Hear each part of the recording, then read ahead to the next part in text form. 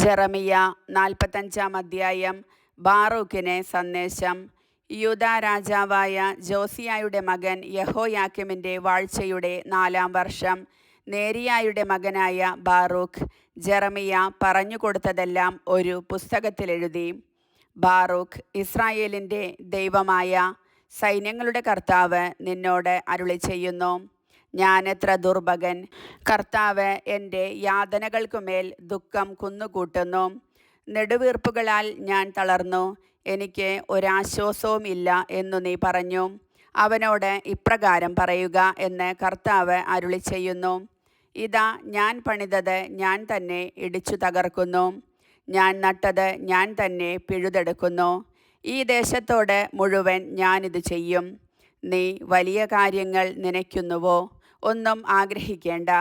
ഇതാ, സർവമർത്യരുടെയും മേൽ ഞാൻ അനർത്ഥം വരുത്തുന്നു. എന്നാൽ നീ എവിടെ പോയാലും നിനക്ക് ജീവൻ മാത്രം സുരക്ഷിതമായിരിക്കും. കർത്താവിൻ്റെ വചനം.